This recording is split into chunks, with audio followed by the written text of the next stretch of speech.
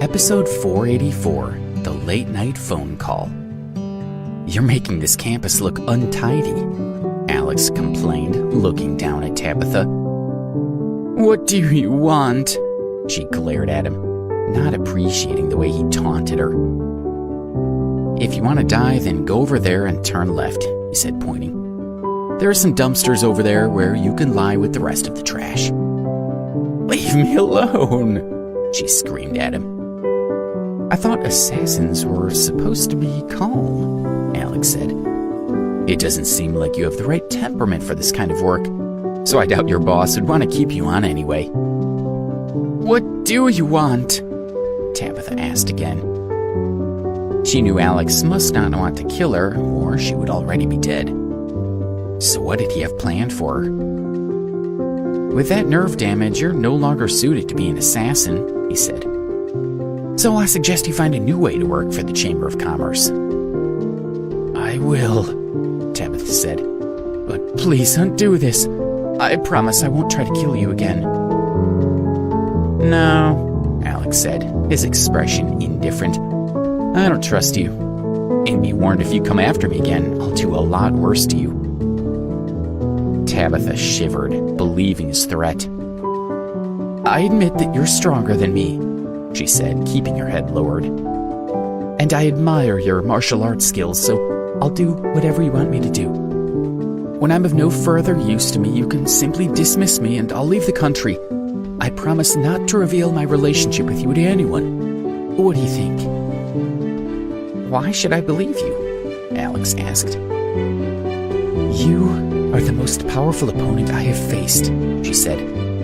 "I know if I break my promise, your vengeance will be swift and brutal. I will keep my word." He raised an eyebrow. What was the word of an assassin worth? "Well, I won't do any more damage for now," Alex said. "But if you step out of line, you'll regret it. Are you really prepared to work undercover for me? After all, I'm only a security guard." "You're much more than that," she said, blinking up at him. "I would be honored to serve someone as skilled as you. If you're willing to show me mercy and teach me some moves, then when I retire, I'll start my own school."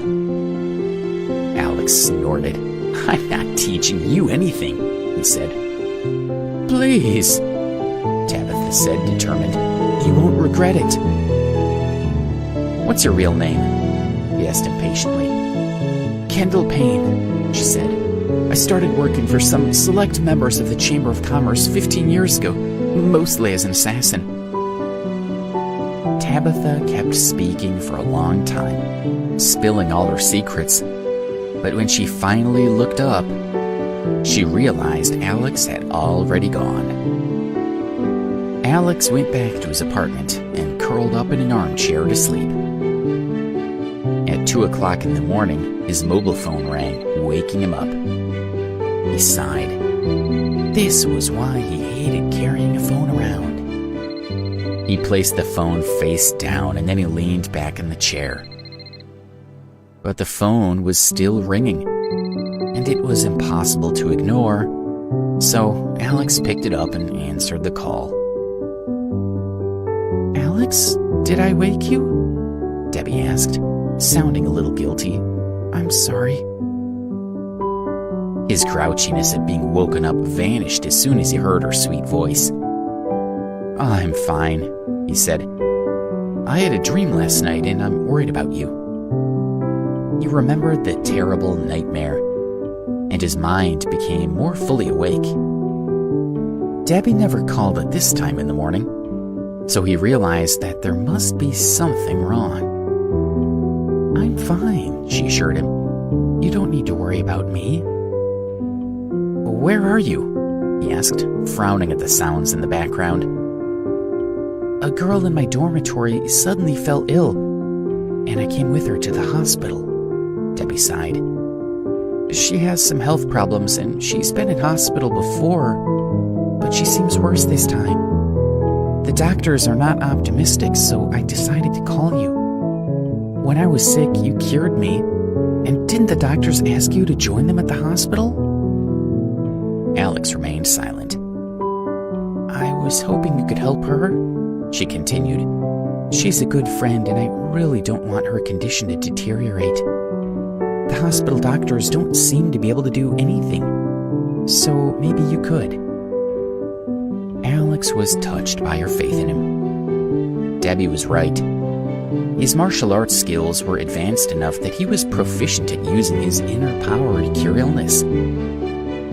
Debbie's happiness was important to him. So without any hesitation, he agreed to go and see what he could do. Alex had no medical training, but he did have experience with healing people. "By the way," Debbie said, "my friend's father is also involved in the martial arts community. Apparently he's very well respected." The hospital had a VIP wing, which was off limits to most people. Only the very rich were treated in this part of the hospital. Security guards stood at the door, and even cleaning staff had to be thoroughly vetted. But the VIP wing looked like an ordinary part of the hospital, so most people didn't even realize it was there. Debbie came out to meet Alex, and then she took him inside. After getting clearance, the guard allowed Debbie and Alex to enter. The ward was very spacious, and there were several people standing around the bed, deep in discussion. The young woman in the bed was pretty, but her face was really pale. When she saw Debbie coming in, she smiled at her. One of the people standing beside the hospital bed was tall, and his posture was ramrod straight, giving the impression he might be a military man. "That's Mr. Clark Fairfax," Debbie whispered to Alex. "And that's my roommate, Sarah."